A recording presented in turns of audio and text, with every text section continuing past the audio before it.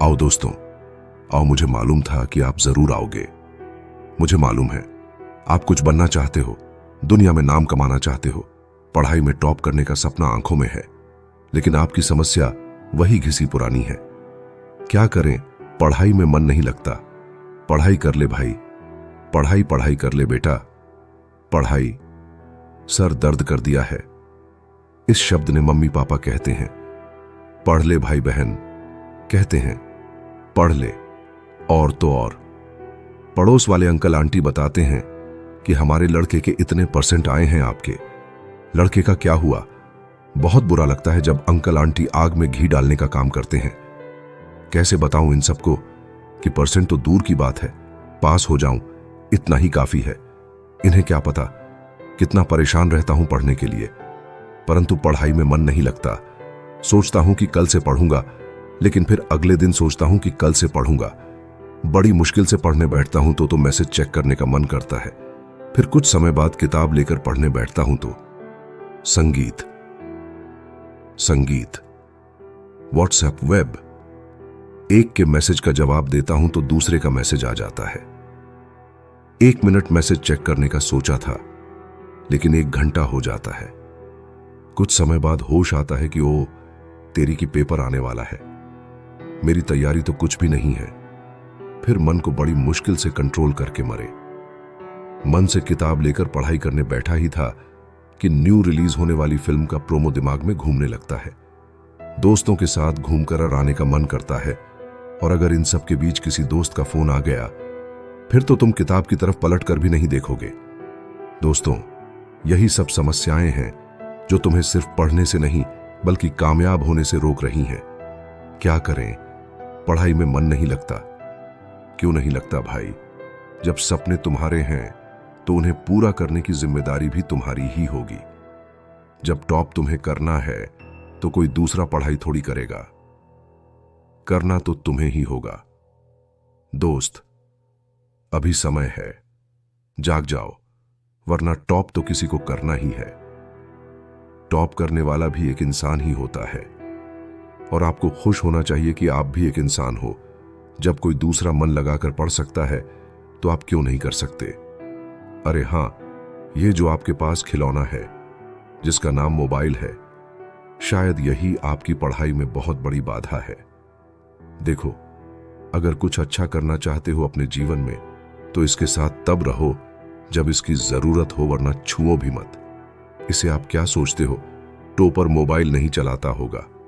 चलाता है भाई, वह भी मोबाइल चलाता है।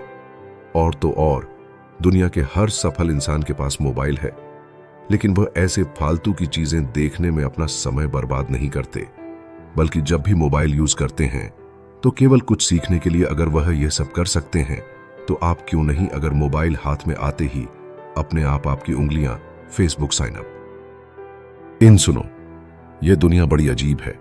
वह केवल रिजल्ट देखती है। कम मार्क्स आ जाए तो हंसी बनाने वालों की कमी नहीं होती। एक बात दिमाग में भर लो, जब कोई फेल होता है या कम मार्क्स आते हैं तो दुनिया केवल उस नहीं हंसती जिसके मार्क्स कम आए हैं, बल्कि यह दुनिया उसके मां बाप की भी मजाक बनाती है, उसके टीचर्स की और उसके परिवार की भी मजाक बनाई जाती है। तो क्या तुम अपने मां बाप, परिवार और टीचर का मजाक बनवाना चाहते हो? सुनो भाई, सुनो, ऐसा कभी मत होने देना। आपसे बहुत उम्मीद लगा रखी है। आपके मां बाप ने बहुत मेहनत करते हैं आपके लिए। क्या आप ऐसे ही उनका मजाक बनने दोगे? क्या होगा? उनकी उम्मीदों का एक बात अच्छी तरह से याद रखना कि 10वीं और 12वीं की एग्जाम में अच्छी मेहनत करके किसी प्रतिष्ठित जगह से 4-5 साल में प्रोफेशनल कोर्स करने में कामयाब हो गए, और यह 4-5 साल बढ़िया तरह से पढ़ाई करके निकाल दिए, तो जिंदगी के आने वाले 4-50 सालों तक मस्त तरीके से जिंदगी काटोगे। और यदि 10वीं-12वीं के बाद 4-5 साल मस्ती में निकाल दिए तो आने वाले 40-50 सालों तक जिंदगी घुट घुट कर जगे, और हर एक चीज में और अपने बच्चों को अच्छी शिक्षा दिलवाने में समझौता करोगे। पत्नी द्वारा मांगी गई चीजों को दिलवा नहीं पाओगे और हीन भावना महसूस करोगे। जब आप अपने पत्नी बच्चों को लेकर अपने घर जाया करोगे या किसी रिश्तेदार के यहां जाओगे और वहां दूसरे आपकी भाभी बहन या कोई अन्य महिला कीमती साड़ी पहने दिखेगी और आपकी पत्नी लाचारी भरी निगाहों से आपकी ओर देखेगी, तब आपको अपनी पत्नी के सामने शर्मिंदगी महसूस होगी। जब आपके बच्चे दूसरे बच्चों के सामने लो क्वालिटी के कपड़े पहनकर जाएंगे, तब आपको एहसास होगा कि मुझे पढ़ाई बहुत अच्छी तरह कर लेनी चाहिए थी। मां बाप की दवाई सुविधाओं के लिए पैसे की व्यवस्था नहीं कर पाओगे। भाई बहन के सामने हमेशा पैसों का रोना रोते रहोगे। जिंदगी में पैसों को लेकर बहुत समझौता करोगे। घटिया स्तर की जिंदगी जीनी पड़ेगी। इसलिए जागो भाई, जागो और लग जाओ। आज से ही पढ़ाई में आज ही एक टाइम टेबल बनाओ और पढ़ाई शुरू करो। अरे ये क्या कह दिया, मैंने टाइम टेबल का नाम ले लिया। वो तो आप इस साल में 10 बार बना चुके हो और हमेशा सोचते हो कि इसे कल से फॉलो करूंगा, सोमवार से पढ़ाई शुरू करूंगा या 1 तारीख से पढ़ाई करूंगा, लेकिन पढ़ने का समय और उस टाइम टेबल को फॉलो करने का समय कभी आया ही नहीं। एक कड़वी बात सुनो, अगर आपने यह सोच रखा है ना कि तुम्हारे पिताजी के पास बहुत पैसा है, तो भाई अगर तुम असफल हो गए तो तुम्हारी जिंदगी तो उन पैसों से कट जाएगी जो तुम्हारे पिताजी ने कमाए हैं।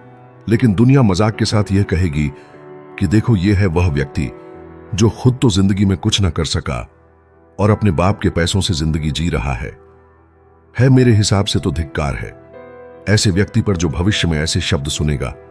और हां, अगर काट भी ली, अपनी जिंदगी अपने पिताजी के पैसों से खर्च कर भी दिए, उनके सब पैसे तो अपने बच्चों को क्या देकर इस दुनिया से जाओगे, ऐसे ही छोड़ जाओगे।